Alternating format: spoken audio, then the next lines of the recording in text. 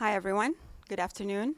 Thank you for joining us today for this important discussion, Evangelical Christians and U.S. Middle East policy, specifically U.S. policy towards Palestine, Israel. My name is Tamara Kharoub. I'm the Assistant Executive Director and a Senior Research Fellow here. I would like to welcome you all to our center and hope that we can see you at our future events. I am pleased today to introduce my colleague, Jonathan Kuttab, who's going to be leading the discussion today.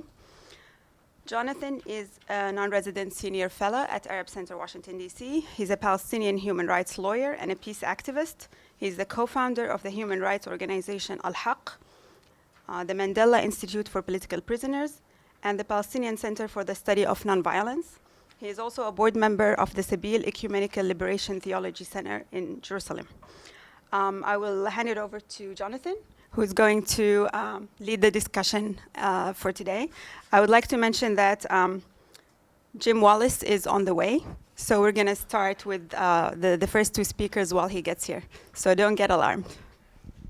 Before I introduce Alison Glick, I want to make a few comments about the subject matter. I think all of us who are familiar with issues pertaining to U.S. Middle East policy are quite aware and have talked a lot and have read a lot about the influence of the organized American Jewish community and of AIPAC and its lobbying efforts and the impact that it has had and continues to have on U.S. foreign policy. We have not paid much attention, however, to the influence of the U.S. Evangelical community, particularly those who follow either openly or in a less open fashion the ideas of Christian Zionism. In reality, that community has had arguably even more influence on U.S. foreign policy. That became apparent recently with the move of the U.S. Embassy from Tel Aviv to Jerusalem. All of a sudden, people became aware that through Vice President Pence, Secretary of State Pompeo, and others, that community was in fact having an immediate and direct impact on U.S. Middle East policy, and not always in a positive or constructive way. Therefore, we felt it was very necessary that we pay a little bit more attention to that community, who are evangelicals. What is their position, if they have a position, on U.S. Middle East policy? And therefore, we felt that this particular panel is of pivotal importance, particularly since movements like the move of the embassy were really initiated mostly by the evangelicals. This was not something that either the Israeli government or Netanyahu or even AIPAC really was asking for or pushing for at all. But it really fit within the theologies and policies of Christian Zionists, and it was to appease that particular constituency that Trump decided to break with almost one of the standard pillars of U.S. foreign policy by moving the embassy. So we have on this panel today, in addition to myself, who would hope to play a little bit more than the role of a moderator, that I would have my own comments to give, but we also have two very important people to address us. As it was mentioned to you before, Jim Wallis is on the way. He has been very active in a book tour and extremely tired. He apologizes that he will be a little bit late coming. But we also have with us Alison Glick, who's a Director of Development and Mobilization at Churches for Middle East Peace. She is quite familiar with the area, has worked there for over 6 years, in different refugee camps and places in Palestine and in the Middle East generally. Most recently, she has served as Assistant Director of Georgetown University's Center for Contemporary Arab Studies and as an International Program Officer for a whistleblower support and advocacy organization. The rest of her resume is available on your sheets, so I don't want to take away from the important words that she has to say and take away from her time. I will turn it over to her, and we have asked her to give us a little bit better understanding of who evangelicals are and what is their role. So I turn it over to you. Thank you, Jonathan. And thanks to the Arab Center for hosting me and for having what I agree is a very important and crucial discussion about the evangelical community and Christian Zionism in particular. I think it's very interesting for any of us who are working in faith-based organizations, but certainly at this political moment, for those of us who are trying to move U.S. policy to a more just position on many issues, in fact. I have a few slides that I'm going to share with you. Worldwide, there are 619 million individuals who identify as evangelical. Of those, 100 million are here in the United States, and they comprise 25 to 30% of the U.S. adult population, thereby making them the single largest religious group in the United States, which to me was quite remarkable, actually.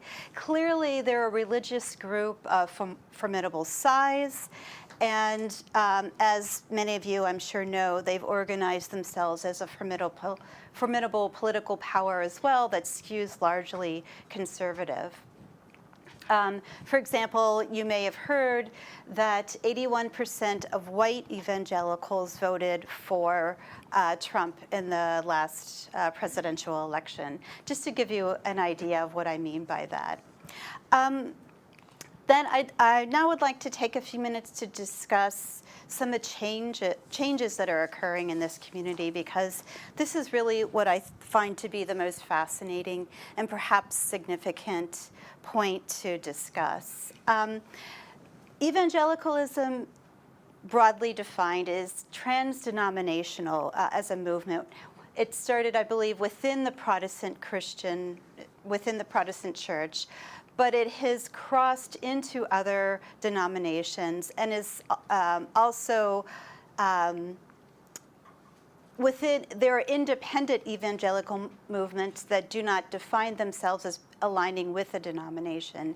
So they really span a vast array of the Christian community that is both part of the Protestant mainline community, non-Protestant denominations, as well as independent or non-denominational groupings. And I think, while I think in any religion, individuals would use various ways to define what it means to be part of that religion, three of the basic tenets of evangelicalism are that of personal salvation through a conversion experience versus being born and then baptized into a certain belief system, the authority of the Bible, although, of course, how one interprets that authority is a bit dynamic, as I'll discuss, and the notion of spreading Christianity among non-Christian peoples throughout the world. I'm sure that there are many other aspects of evangelicals that one could discuss, but I think these are three of the main ones that are important to understand. I very much believe that evangelical beliefs are a contested terrain. This is not a monolithic movement, whether it's in relation to politics or policy or even how their faith is lived. They have a dynamic history in that, if you compare what we tend to believe is evangelical policy or political perspectives, in the 18th and 19th centuries, evangelicals focused on fighting specific certain social ills, such as slavery, poverty, attack on laborers and the common working person. It's in the 20th century that we saw a shift to this notion of personal salvation, nationalism combined with militarism, the last two of which very much define the Christian Zionist movement about which we will be talking. There's also another shift that's happening in this century. It's very much defined by the racial and demographic divide that's happening in the evangelical movement. And there are a number of different factors that are combining. Young white evangelicals are leaving the church, and those who are staying, some of them have become leaders and are organizing and pushing for change within their denomination or within their evangelical grouping. I came here from Philadelphia. There's a man named Shane Claiborne in Philadelphia who is very much a mover and shaker in the evangelical movement, young 30-something who's really organizing within the Philadelphia community in a place called Kensington for racial justice and against police brutality, etc. So he represents just one example of these younger evangelicals who are really kind of shaking things up. In addition to that, there are evangelicals of color, both African Americans as well as non-Black people of color, like Hispanic or Latinx believers of the evangelical faith, that have a very different view of the whiter and older evangelicals in their community. They take a very different view of racial justice, of immigration, climate, gender and gender identity, and of course on Israel-Palestine, as I'll talk about in just a minute. And it's also interesting that evangelicals of color are the fastest growing segment of the evangelical community. So that's something really important to consider if you consider their views on many issues, including that of Israel-Palestine. I'm going to read a quote from a woman named Lisa Sharon Harper, someone actually Jim Wallace knows quite well because she used to work for him. But I think this quote very much encapsulates this shift that is taking place and why it is taking place. So this is Lisa Sharon Harper, a evangelical activist. Quote, "The whole Bible and evangelical faith, along with Protestant faith and Catholic faith, has all been interpreted through the lens of empire. All of it has been interpreted through the lens of Caesar, and Caesar killed Jesus, and Jesus was an indigenous, brown, colonized man," end quote. So if that doesn't say this is a different type of evangelicalism, I don't know what does, but just to give you a sense of that.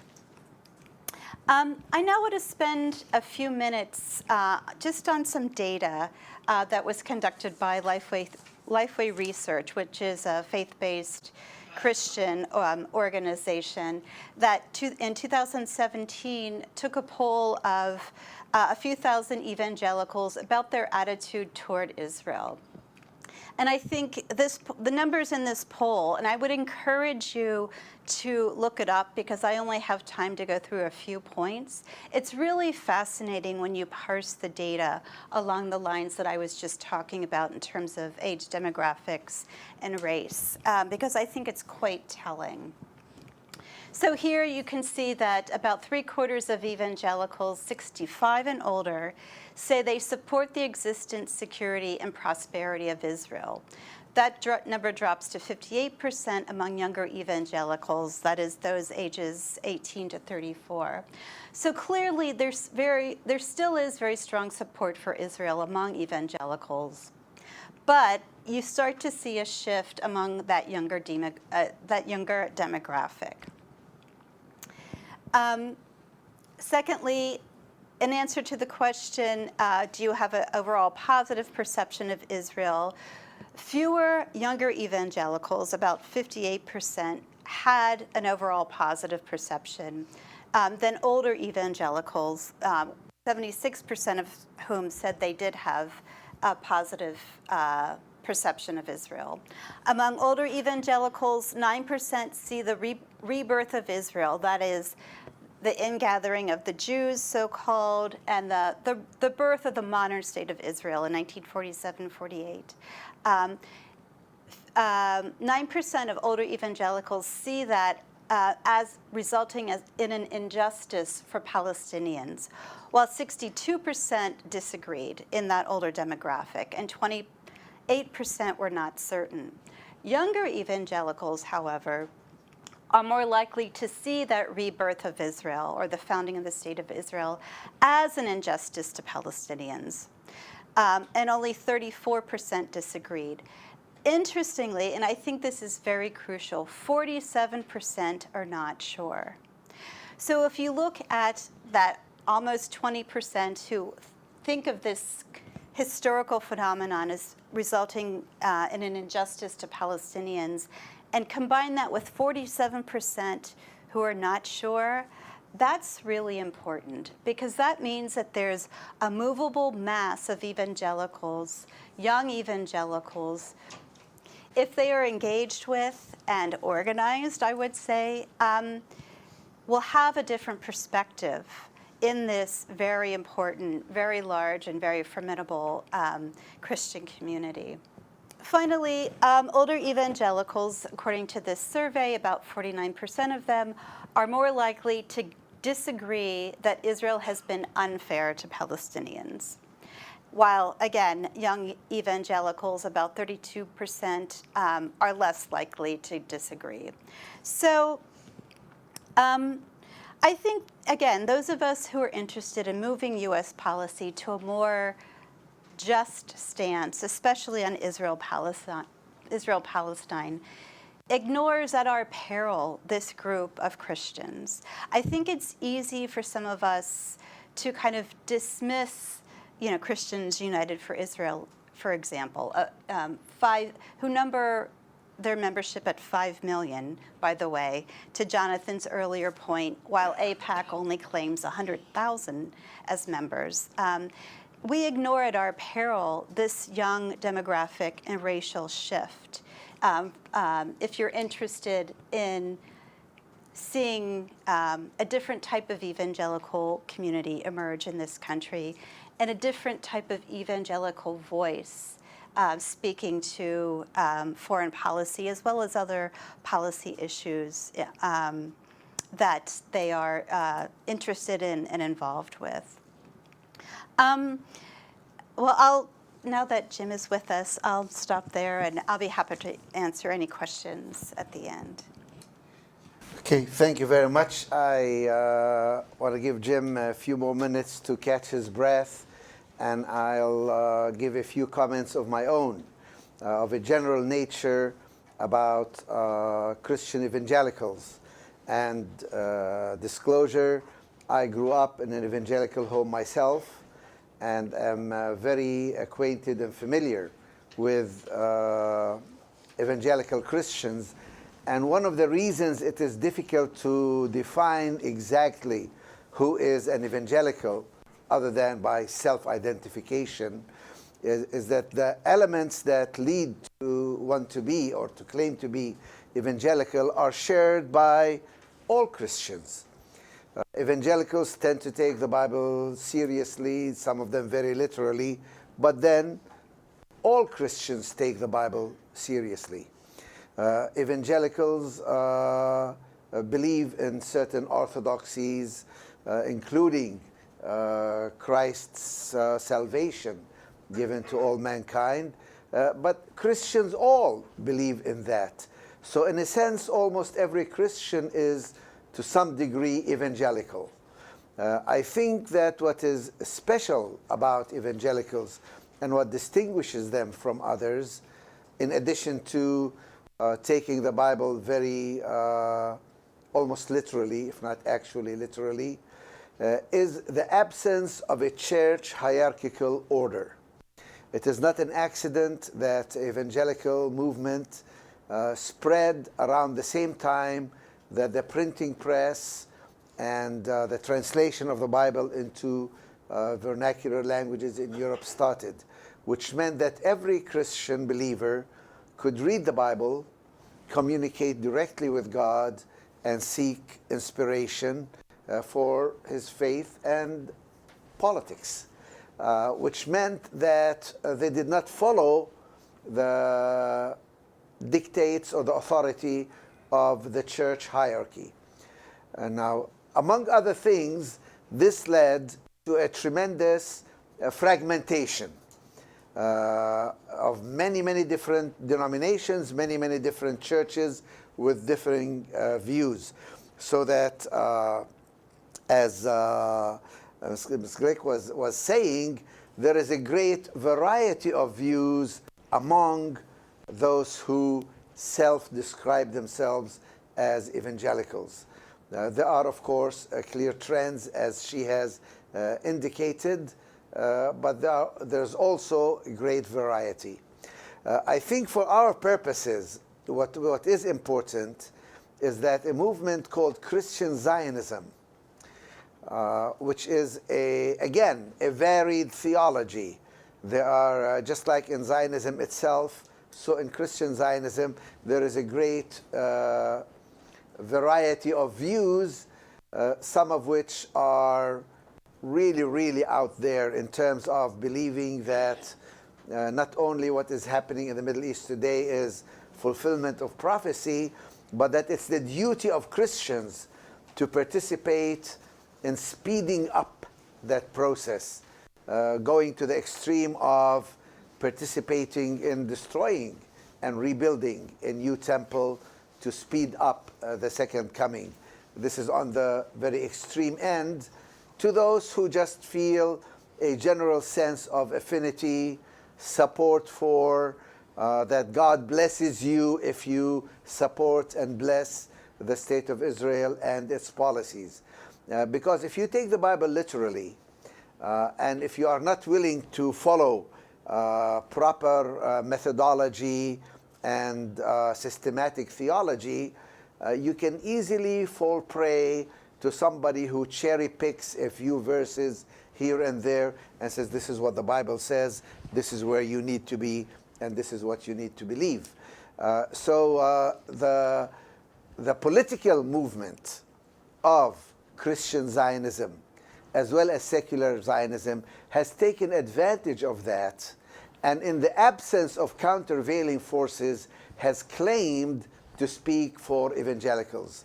It reminds me of Ben Gurion, who founded the State of Israel, saying, I don't believe in God, but I believe he gave us this land.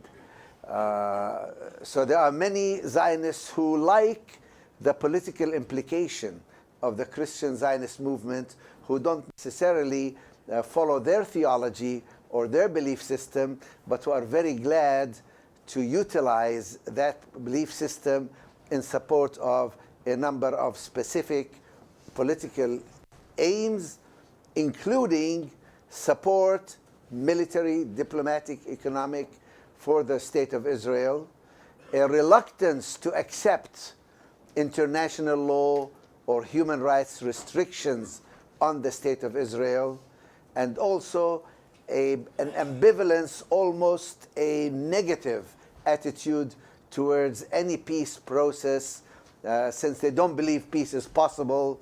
Peace only comes when the Messiah comes again and establishes peace.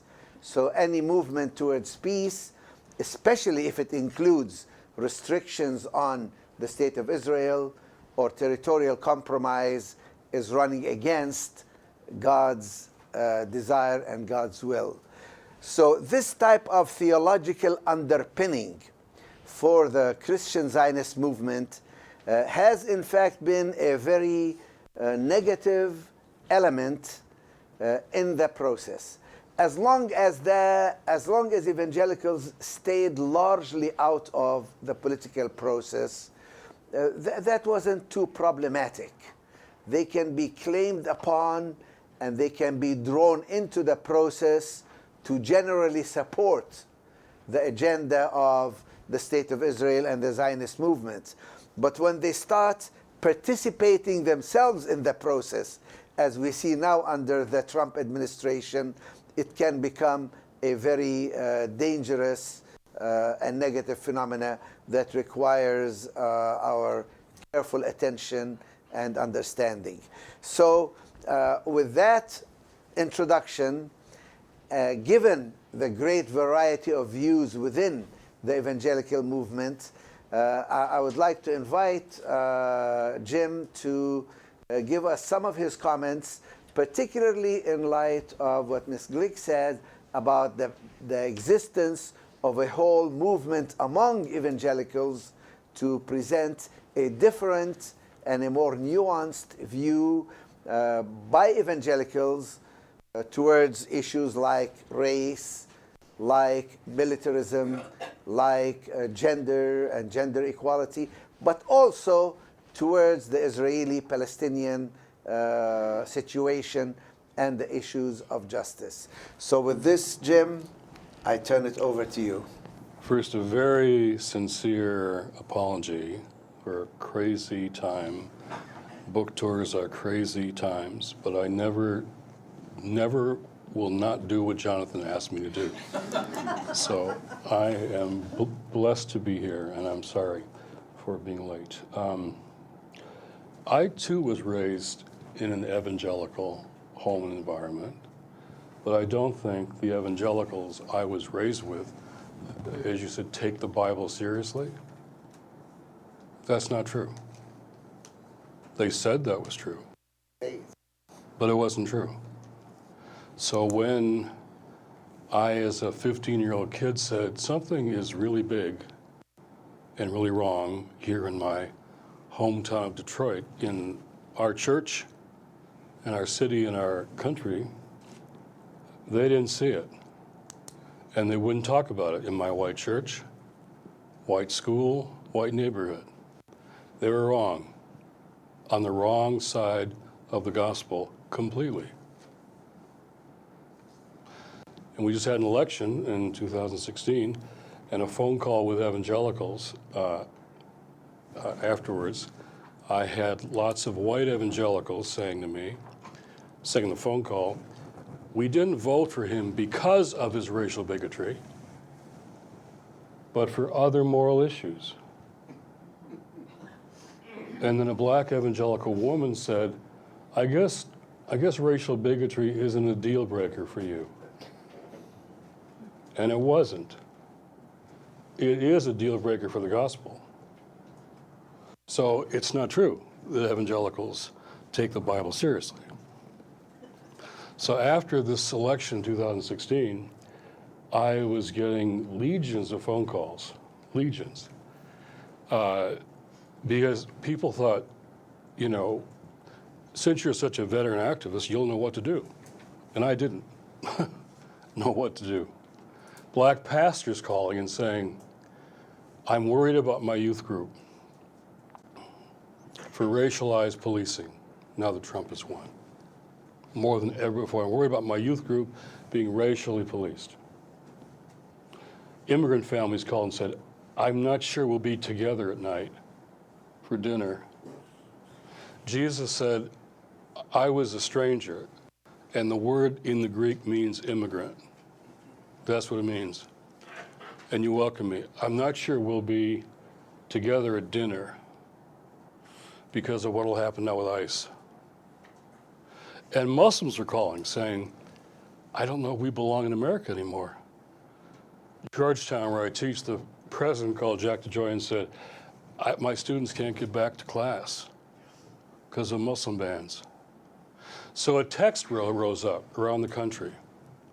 The text was the text that brought me back to Christ after being kicked out of my evangelical church. The text was Matthew 25. I call it the "it was me" text. I was hungry. This is biblical. I was thirsty. I was naked. I was a stranger, immigrant. I was sick. I was in prison, and you weren't there. Lord, when do we see you hungry, thirsty, naked, sick, and in prison?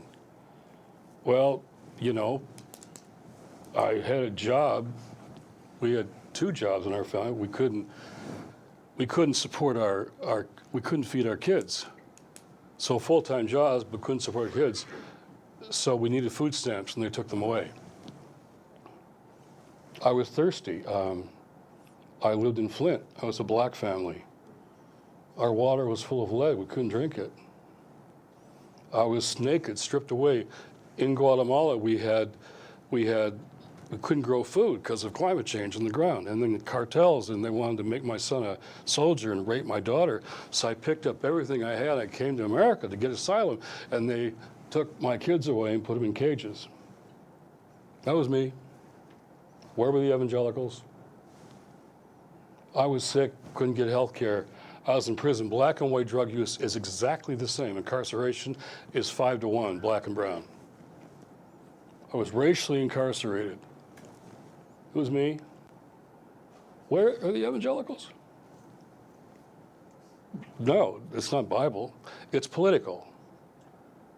So I once debated Jerry Falwell years ago, the other one, the old guy, and he said, God needs America's nuclear arsenal for the Battle of Armageddon.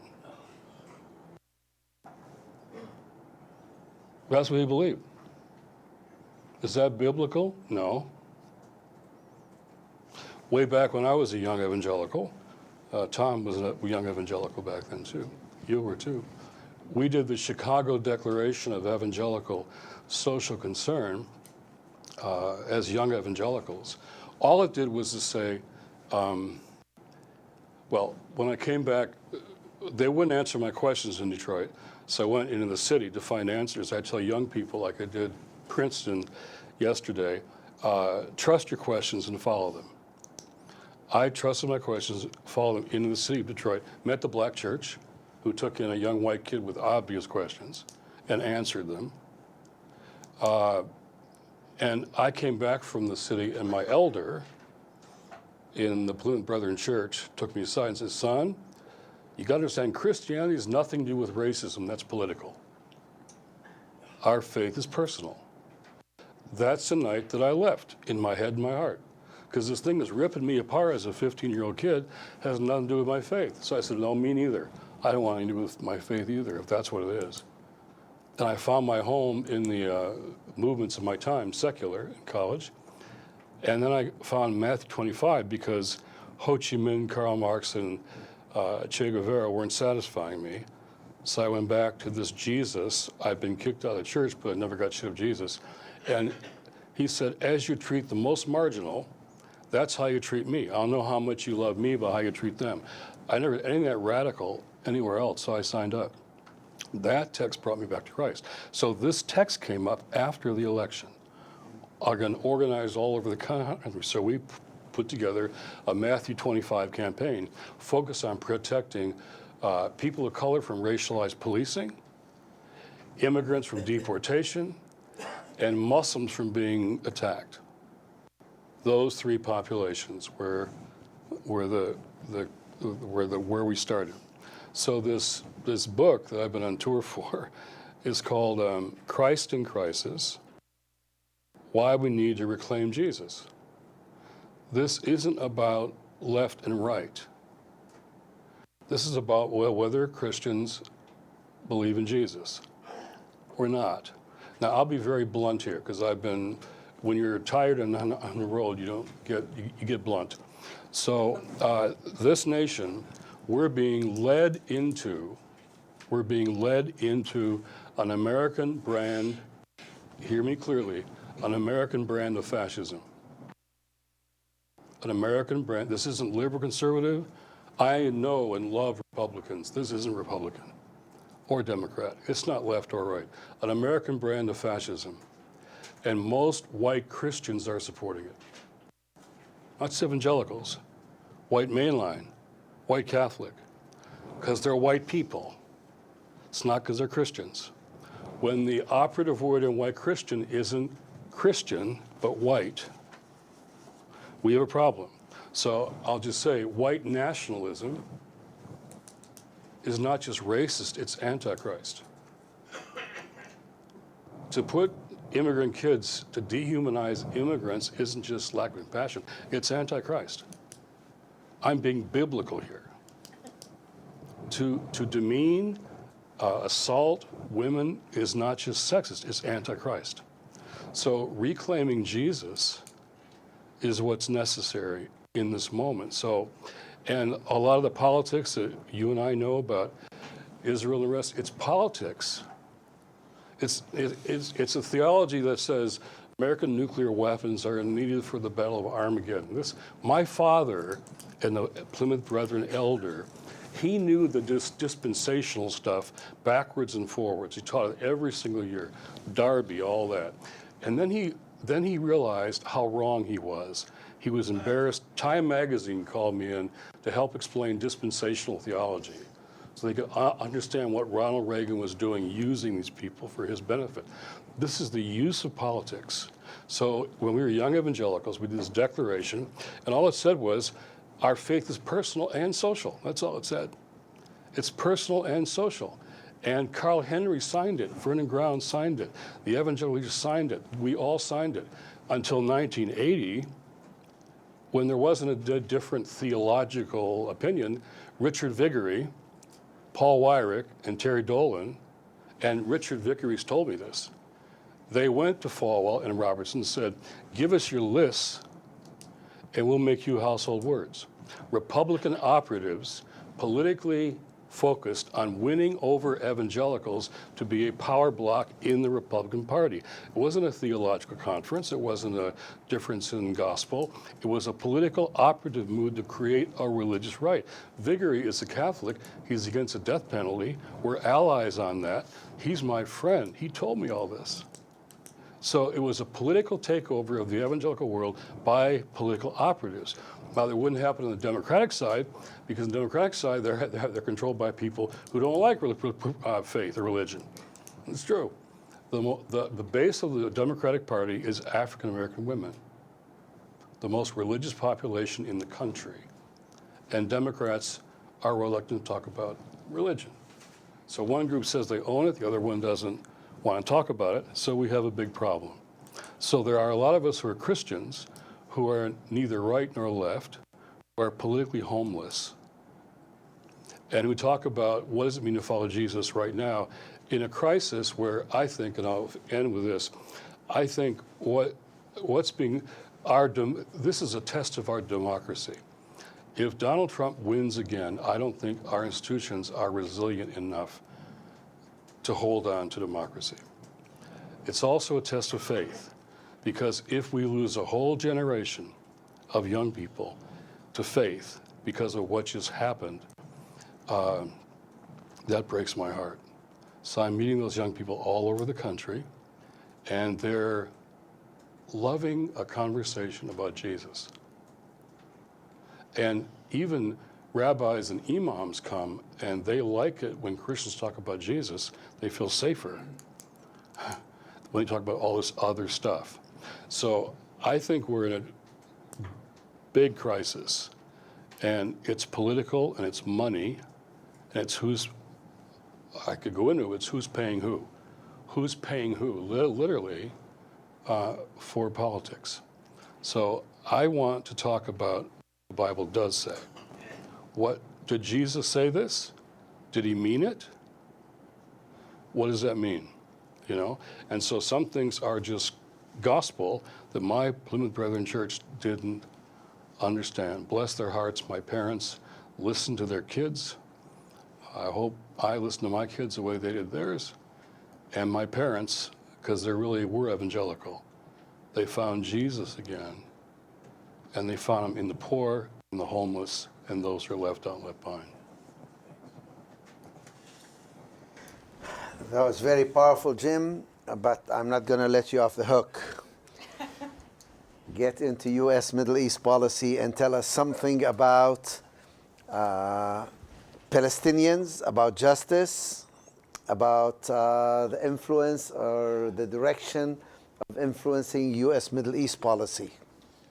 I think the most important things happening in the Middle East right now are things like there are Israeli settler kids who got brought there from Berkeley to be in a settlement, and they are doing what I did when I was 14, looked around, pay attention. They said, how come we live the way we do up on this hill with our golf courses and swimming pools, and down at the bottom of the hill, there's this Palestinian village. And what's happening to them, from what I can tell, from what I hear, doesn't feel right to me. And those kids are talking. They're talking. And AIPAC has a problem now because some of the protesters outside here are their kids. Jewish leaders who tell me their kids are outside protesting. So I don't see much happening at a political level of leadership on either side, to be honest. A lot of people feel homeless there too. But in terms of the arts, in terms of all kinds of projects going on, there's a new conversation happening in a lot of places among younger people. And they're, whether we as followers of Jesus are going to be on the side of those who are left out and left behind is the gospel question. I hear that being asked in different places now, even in the Middle East. So we talk a lot about leadership on both sides of the aisle, and I don't see a lot of that, frankly, but I see voices and projects and people and relationships that are developing intergenerationally and cross boundaries that to me are the hopeful signs. But just a support. What happens is when Christians get to the Middle East and they go through Israeli checkpoints, it's a life-changing experience when you go through checkpoints. And that is an experience that people need to go through. Now that does not, at Sojourners, we have been willing to speak about violence on every side. But Jesus taught me when I came back to Christ that you start by looking at the people who are on the outside, whose houses are being bulldozed. You start with them, and you get your worldview from what's happening to them. So whether we can do that is a faith issue for us. Yes, please. And in the meanwhile, I should mention to you the process we have here at the center is that if you have a question, you should write it on one of these cards, identify yourself and your question, and we will collect those questions and address them to anybody on the panel. Meanwhile, go ahead. Yeah, just a couple comments on what Jim just said. Some of the data that I was talking about, one point or a couple points that I didn't make that I think speak well to the point about going through a checkpoint as a Christian. In that survey, 95% of the people who had been to Israel, Palestine said, and these are again are evangelicals who were surveyed, said that it was a major influence on their views of the conflict. Now, 97% of the total surveyed had not been at all. So what does that tell us? That tells us that Christians who are going on these tours that are completely decontextualized, that maybe focus on the biblical or the Christian holy sites and are steered very clear of the Palestinian community and the lived reality on the ground, come away with viewpoints that are only going to bolster, of course, this conservative evangelical view of that part of the world. So in addition to which, well, another point that Jim talked about, well, the earlier point about his own church experience, a Duke University poll that was done, I don't recall the year, that 86% of evangelical churches are essentially segregated. That is, there are white evangelical churches and black evangelical churches. So I thought that was a very interesting point. And to the last point about the lack of formal leadership and what's compared to what's happening on the ground within and across communities. This survey that I talked about in my remarks, to me, very much mirrors what's happening in my own community, which is the Jewish community. That is, young Jews are going through this process of questioning their elders. They are the ones outside of AIPAC. And there are several Pew polls that of the Jewish community that reflect this, and it's astonishing. The same types of responses, obviously the questions are different slightly, but you can see that this demographic trend is happening in both of these communities, which is why it's so important to take these shifts seriously, both in their respective communities and within the larger movement for justice as a whole. 75% of white people in America, 75%, have not one significant relationship of color in their social circle. 75%. So when you get to Corinthians, and it says, with the body of Christ, we should honor those, we honor those who are being honored, suffer with those who are being suffered. When the white evangelical community doesn't even acknowledge the suffering of every black parent in America who this morning was afraid for their kids going to school. Every black parent, every black church knows that everyday reality. We're not suffering with our brothers and sisters who are suffering if nobody knows anybody. And so I'm a Little League baseball coach for many, many years. When moms, more moms than dads, when moms sit down with other moms and talk about the future of their kids, their hopes, their fears, it's deeply bonding. It doesn't happen across racial lines in this country because our churches have been segregated by policy decisions. Our racial separation isn't accidental. It's by policy. When my dad came home from the Pacific, all GIs like my dad got a GI Bill, free education, FHA loan, free house basically, and all my neighborhood was 3-bedroom houses headed by a GI like my dad.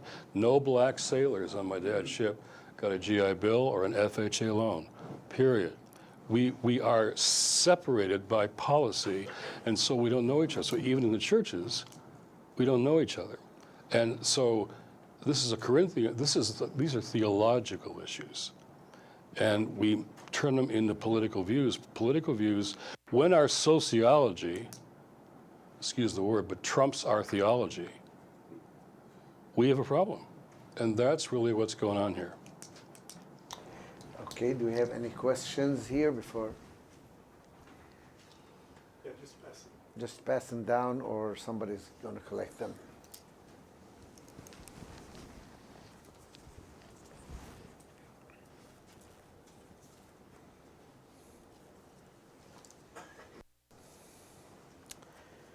Okay, we have a question from Craig Aftandelian. Did the fact that Middle Eastern Christians strongly oppose Trump's policies on Jerusalem have any effect on the views of younger American evangelicals? Addressed to Alison. Oh, goodness.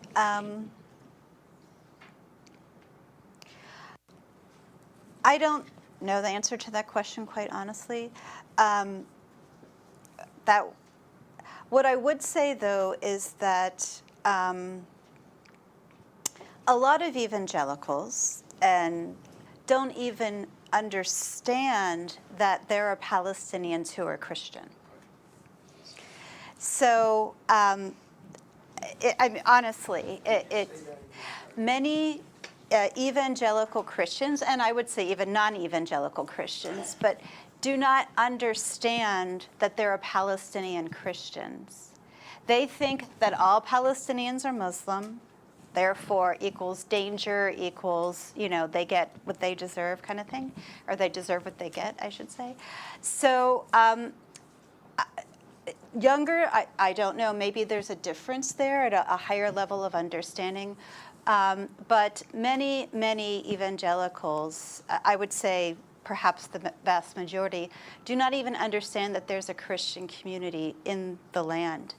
And to the extent that they do, my understanding is that they often refuse to engage with it. It's more important for them to be Zionist in some ways than to be Christian and to care about their Christian brothers. There are many stories of, I think, attempts to make that kind of outreach, but it just having to acknowledge that there are Palestinian Christians to someone who fully embraces Christian Zionism means that they have to really engage with a fact that really disrupts their view of the world. I don't know, Jim, if you'd like to add to that. We act like these things are resolved at this theological level, and if we just have a good critique of this theology, it's not ideas, it's about relationships. I mean, I don't know any Christian who's ever gone to the West Bank or to Gaza and has seen what's going on, ends up with the same view. It doesn't happen.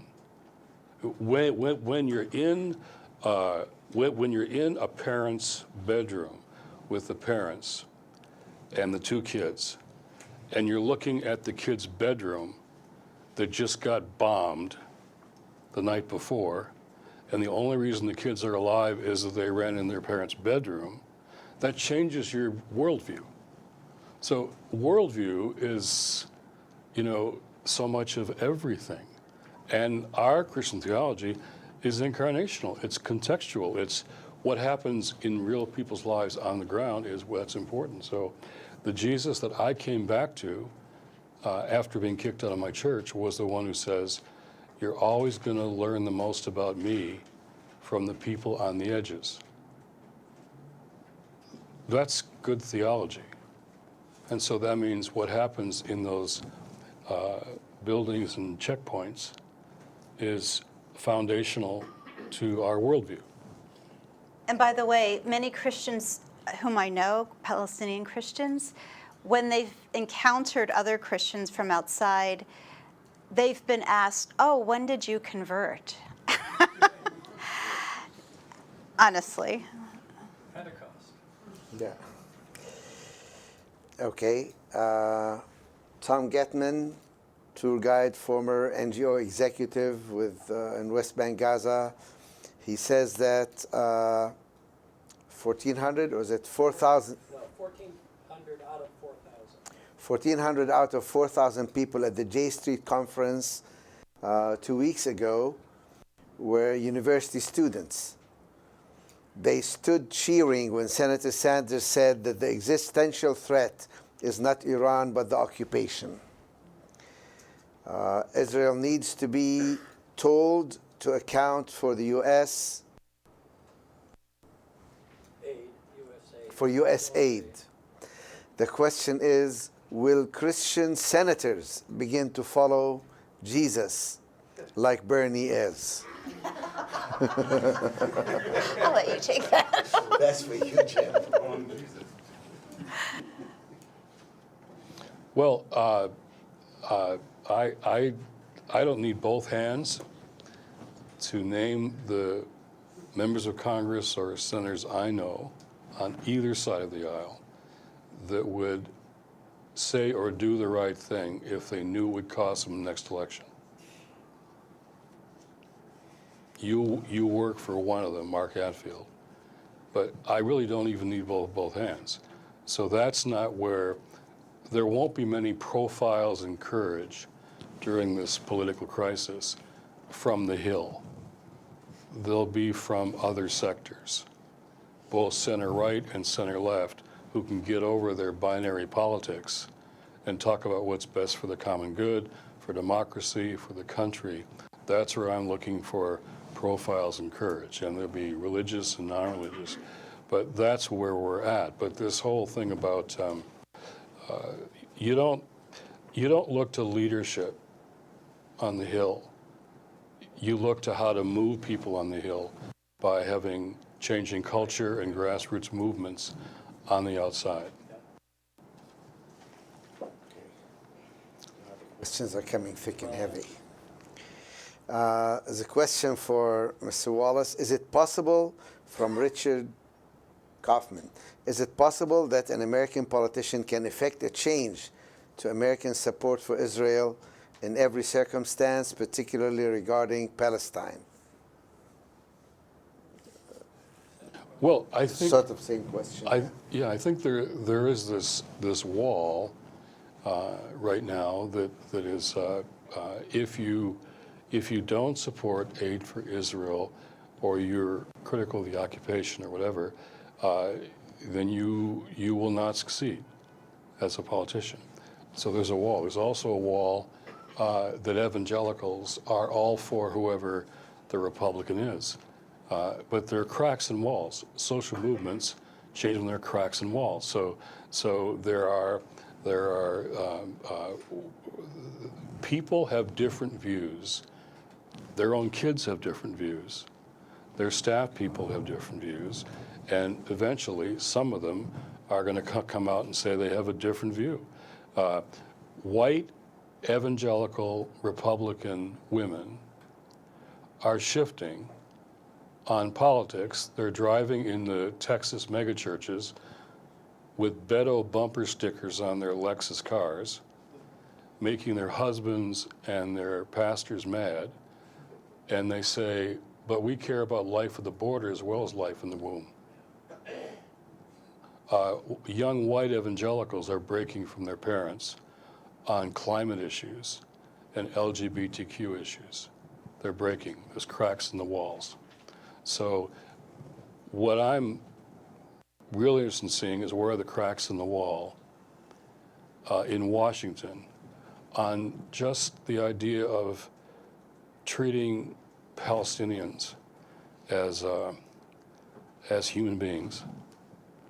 And when they're Christians, acknowledging their brothers and sisters in Christ and saying we should have a policy that is decent and fair and protecting of everybody. And that means also I have to deal, and I do deal, with genuine anti-Semitism on the left, which I find all the time, and I'm against that too. So how do we have a whole honest conversation about Palestinians and Israelis being made in the image of God, and is there any way we can share a land and a territory? That's a political issue, but finally it's a human being issue. Palestinians are human beings, and they're not all terrorists, and they're not mostly terrorists, and they have kids, and they're Christians, and they're Muslims, and I had a pastor who you all know his name, I won't say his name, came into my office years ago and said, could we talk? I said, yeah. He said, I'm meeting Muslims, and I like them. And I'm a Texas Southern Baptist, and I don't know what to do about that. And the more I meet people, the more I say, our view is crazy about all this. What should we do?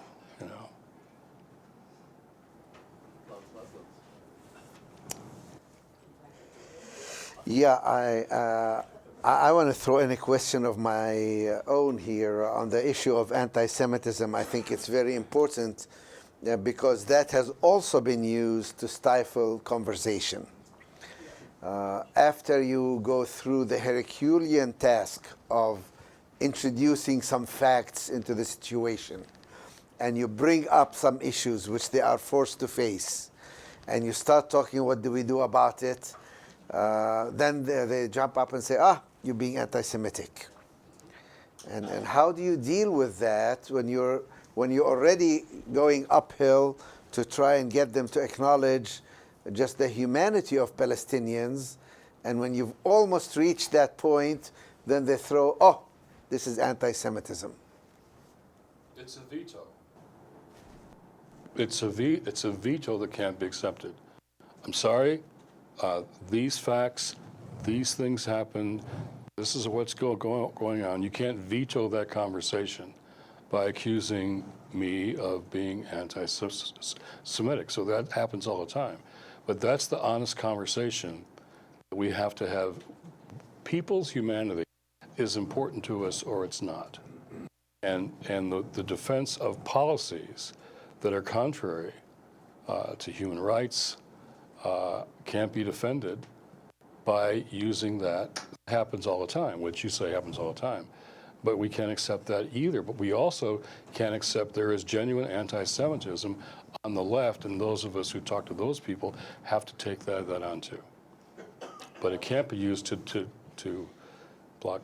Yeah, you want to address that? Yes. I mean, I think, yes, this accusation of anti-Semitism that is with increasing frequency weaponized, we really need to parse it. We really need to really be brave in the face of this weaponization. Yes, there's anti-Semitism on the left, on the right, blacks, whites. Okay, so we know that that exists. And it needs to be called out and eradicated where we find it. But I think we need to remember a few things. I think we need to remember that these accusations are meant to derail the conversation. So we have to be smart about not letting the conversation be derailed. Those who accuse falsely of anti-Semitism because they don't want to talk about Palestinian rights have to do that, because if they engage on the issues at hand, they lose. So they have to divert the conversation from where it really needs to be and where it will be to make these false accusations is a distraction. And I think it's also, I mean, we talk about evangelicals and Kufi. Of course, the John Hagee variety of evangelicalism is we want the state of Israel to be created to hasten the end of times, at which point Jews will either convert or burn in hell. But that's not anti-Semitism somehow. I don't quite know. And then, lastly, especially since the election of Trump, although I think it started before that, you can be anti-Semitic, like many of the current strong men leaders in Brazil and Hungary and other places. But as long as you are Zionist and stand with Israel, you get a pass. I mean, if you look at some of the actions and public sentiments that have been expressed by some of these leaders and those who associate with them, they're clearly anti-Semites. Yet they stand with Israel, they applauded the moving of the embassy, et cetera, so they get a pass. And, people like Benjamin Netanyahu go and visit them and sell them weapons. And so it's, for someone like me who's been involved in the issue of Israel-Palestine for over 35 years, we're kind of used to hearing this, in my case, being called a self-hating Jew or whatever. So it's nothing new, but it takes a certain amount of courage and intelligence and willingness to dig beyond it, to address it. And it's one of the challenges, but you see people doing it and doing it very effectively. Okay. I have one more question, and we'll try and respect your time. Andrew Howard, Middle East Forum, says, as a Christian, I have been through numerous Israeli security controls like checkpoints. This did change my life. Did not change my life. Did not change my life. Did I miss something? Well, I suppose it depends on what your values are and what you consider important. If you're somebody who thinks that it's okay that, you know, I as a Jew can leave my home in Philadelphia, go to Israel, become a citizen, live anywhere, be afforded rights, privileges, support, you know, financial and otherwise, that a Palestinian Muslim or a Palestinian Christian who's lived there for centuries is denied, then you are probably okay with people, you know, having to go through these cattle chutes to get to work, having their land confiscated, having their, you know, water and other resources literally taken out from under them, you know, having their children arrested in the middle of the night and carted off to prison, and mistreated and tortured. So there, you know, I don't know if it's a biblical saying, but you correct me if I'm wrong. There are none so blind as those who will not see. Is that, I don't know where that comes from. Sounds biblical. Thank you. If it's not, it should be, right? So, of course, not everyone who goes and who actually goes through a checkpoint or sees these injustices are willing to recognize them for what they are. But that's the history of the world. The Hagee point about the anti-Semitism in Hagee's theology is another thing that I haven't seen evangelicals deal with. White evangelicals are very tied into white nationalism in this country, which is profoundly anti-Semitic. Right. White nationalism is deeply anti-Semitic, and I'd like to look at Falwell's and Hagee's and other ties to white nationalist groups in this country, and they're deeply tied in. So white nationalism is deeply, deeply anti-Semitic, and yet evangelicals don't seem to worry about their relationship with all these groups that are on the far right that are white nationalist. So that's an area of anti-Semitism and evangelicals that I'd like to explore. I'd like to address myself to that last question that was given. As an attorney, I have made it almost a study to understand the mechanisms of control and oppression, particularly in occupied territories in the West Bank. A lot of energy, effort, and thought goes into making it look all right and good, so that for those who don't suffer under it, it is entirely possible to go there, get on a bus. The bus goes through the checkpoint, no problem.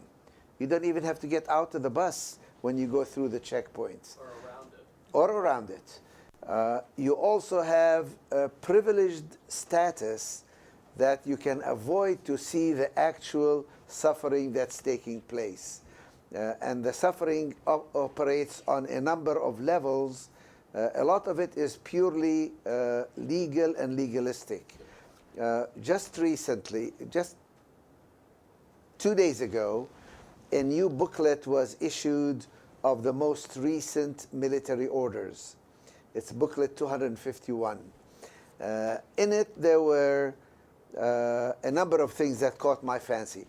One of them was 2 new, they're called roundabout roads, where they bypass Palestinian villages at Huwara and at Arub. They created new roads where you can bypass the Palestinian villages, so you don't even see what is there. The other thing that caught my fancy is an expansion of 2 settlements, nearly just expansion of the area on the map that is under their control. So you have 2 legal systems occurring side by side with a minimum contact between the two. And if a tourist comes through who is properly guided to avoid any understanding of the situation, you can in fact go through there and go through the checkpoints and not see the reality on the ground at all. It's a very sophisticated mechanism that one really has to understand. So the next time you go, it's not enough that you go there, it's also important that you go with a Palestinian guide, with a Palestinian institution, and get the chance to see and hear from both points of view. I'm very conscious of your time, and I really recognize that all of you came out in this cold weather, and I appreciate that.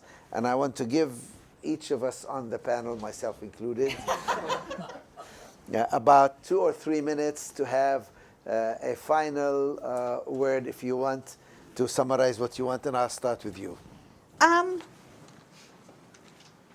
Really, I guess I would just repeat, the main point of what I was saying is that, those of us who are interested in moving things in a more positive direction, in the direction of justice and freedom and equality, really needs to look at the cracks, as Jim called it, the cracks in the wall that are occurring in this community, because it is there that, change has begun.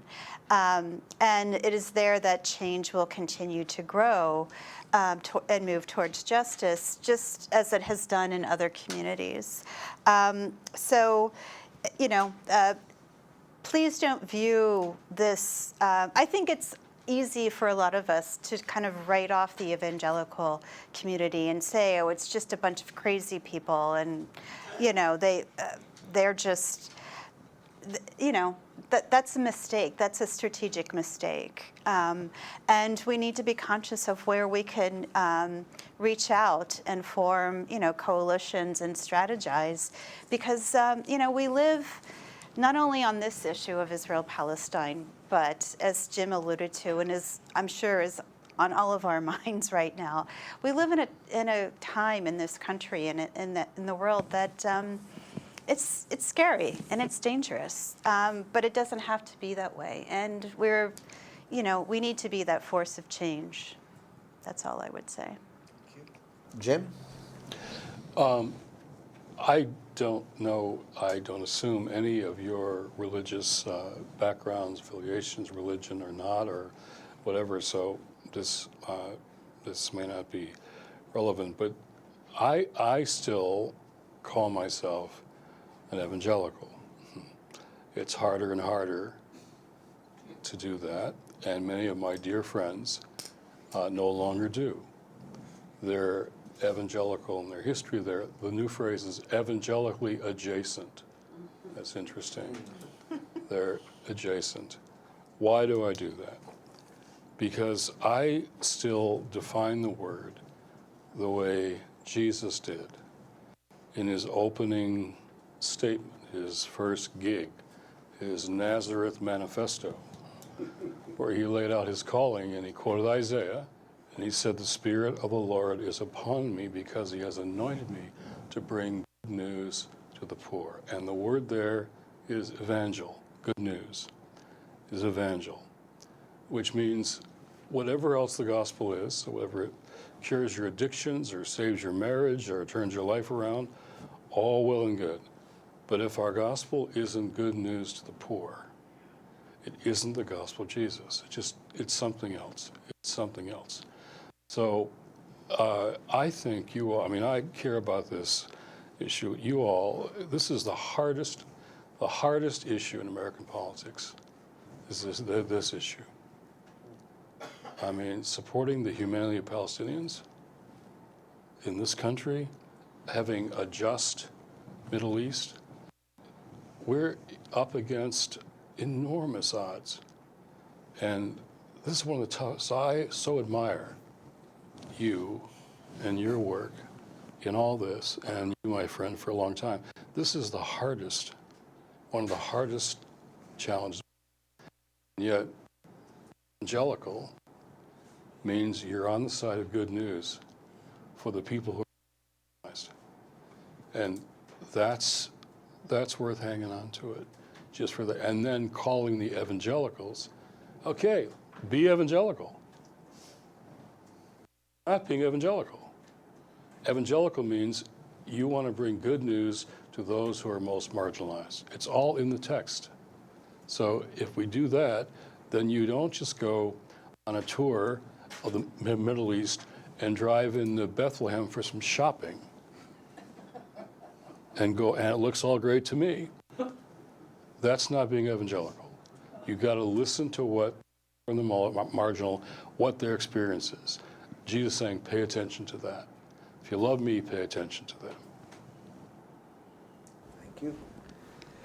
And for my 2 cents worth, I like to end up on a positive note and say that even though there is a lot of resistance in many evangelical communities and churches to hearing the message that we have, I find that once we can get down and engage directly with evangelical Christians and present them with both the facts on the ground and with what the Bible teaches, I find that the response is very positive and that the challenge is really worth taking.